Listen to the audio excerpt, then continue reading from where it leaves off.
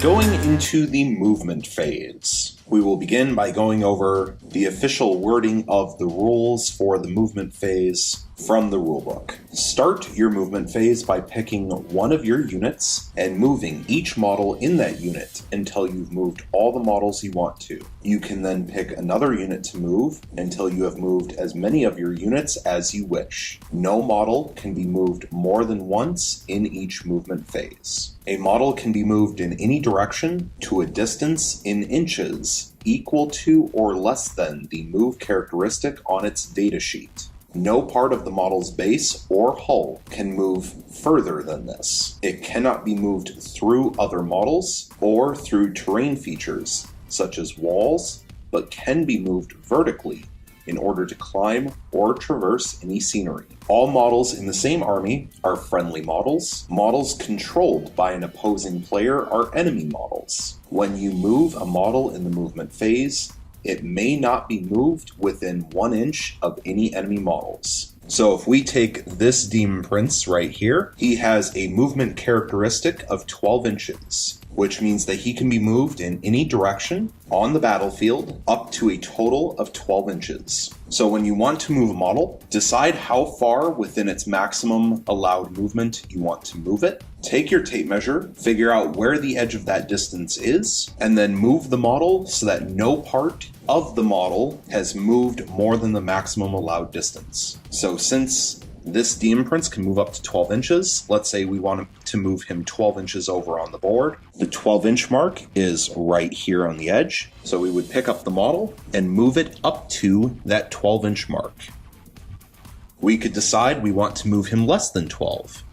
Maybe we only want him to move about 6. And so you move him there. And you would do this with each unit in your army on the table. You can, of course, decide to not move at all and remain still. An important thing to note, though, is that as the rules stated, no part can move further than the maximum distance allowed, which means if you put the edge of the tape measure down at the front of the model's base, the front of the model's base must remain behind the 12-inch mark then. So you can't have the tape measure start in front of the base and then have the end of the base be past the 12-inch mark, because then he's actually moving 13 or 14 inches, depending on how big the base is, of course. So if you start the tape measure at the front of the base, then the front of the base needs to remain behind the max distance. The next thing to know about the movement phase is that generally it is in the movement phase when units arrive on the table from reserves. Some will arrive at the beginning of the movement phase.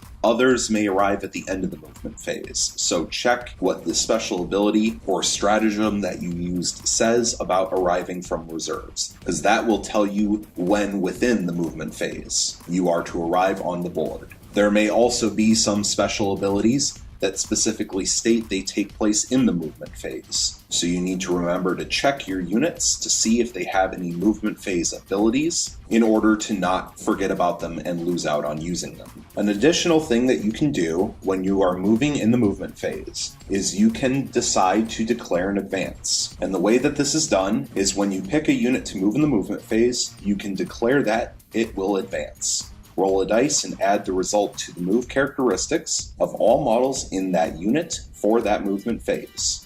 A unit that advances can't shoot or charge later that turn. And keep in mind, there might be unit-specific special abilities that ignore those restrictions just mentioned.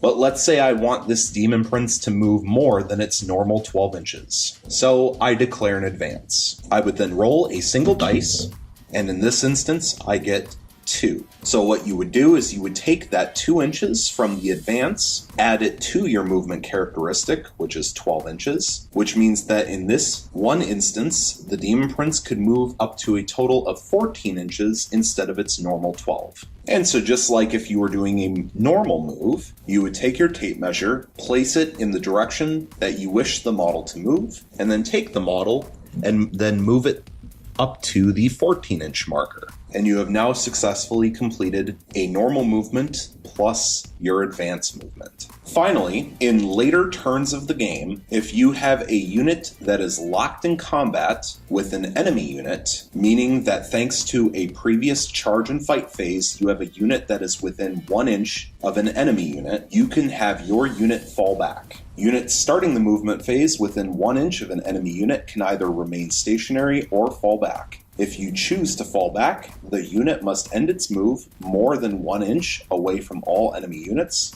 If a unit falls back, it cannot advance or charge later that turn. A unit that falls back also cannot shoot later that turn unless it can fly. And there are unit-specific special abilities that can ignore some of those restrictions. So check your units to see if they are able to advance or charge later in the turn after falling back, or maybe they can shoot even though they can't fly. And so, of course, as mentioned at the beginning of the movement phase, normally you have to make sure to stay over 1 inch away from any enemy units unless you are engaging an enemy in close combat, which we will discuss more in the charge and the fight phase later on in this series. One final thing to note before this episode is concluded, there is a wide variety of movement characteristics out there within the Warhammer 40k game. This Demon Prince with Wings has a 12-inch movement characteristic. These Pink Horrors have a 6-inch movement characteristic. And just like with different movement characteristics, some units have different advance characteristics as well. Some will automatically be able to advance a full 6 inches. Others force you to roll the dice and take the result. Some units will have war gear or abilities that allow you to add additional inches to the dice roll for your advance roll. So it is important to read all of the different abilities that each of your units have. Thank you so much for watching, and stay tuned for the next one.